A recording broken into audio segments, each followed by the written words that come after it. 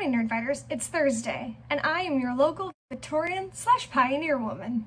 A couple of years ago, I was gifted this from my aunt, a journal from the 1890s.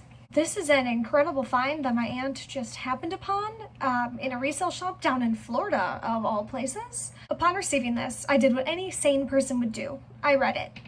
All of it in its entirety. And this made me want to learn more about the author, so I set upon a journey to discover her. Emma S. Walker was born on November 3rd, 1846, in Elbridge, New York, to Jackson and Sophia Walker.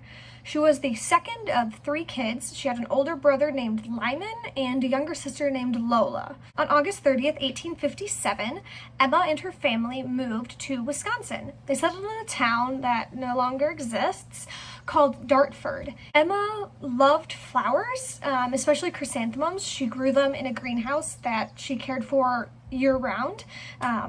She was active in the local charity, the Ladies' Aid Society, and in the Women's Christian Temperance Union, which was a club dedicated to essentially the abolition of alcohol. They didn't like alcohol, which, as you can imagine, went over really, really well in Wisconsin.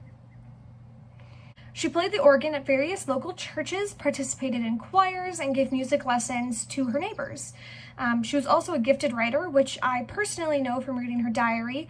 In an entry, she wrote that she was a correspondent for 3 weekly newspapers and a daily in Milwaukee, meaning that she professionally published her works.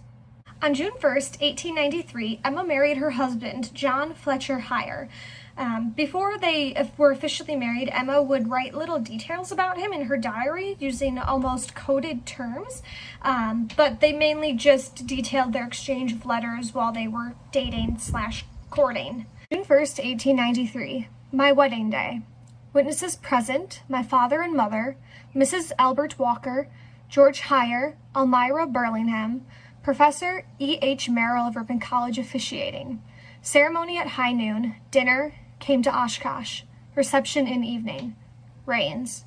Am delighted with my new home. Met kind friends. In January and February 1894, so after they'd only been married about 7 months, Fletcher, Emma's husband, got really, really sick, and she wrote about it daily in her diary.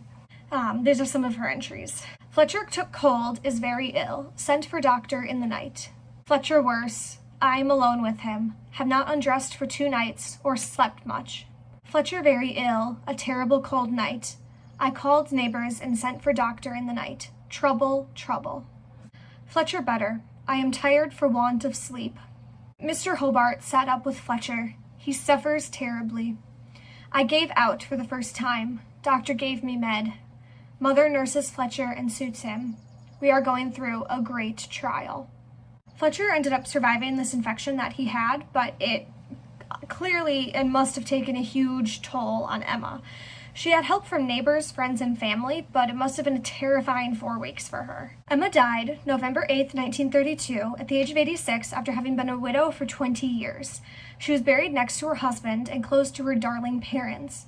She left behind no descendants and, from what I can tell, was quickly forgotten until I found and read her diary. There's an old saying that I've been obsessed with for many years now, and it says that you die twice. Once when you actually die, and then again when there's nobody around to remember you or speak your name. Emma, I hope I've prevented you from dying again with this video. Nerdfighters, I'll see you tomorrow.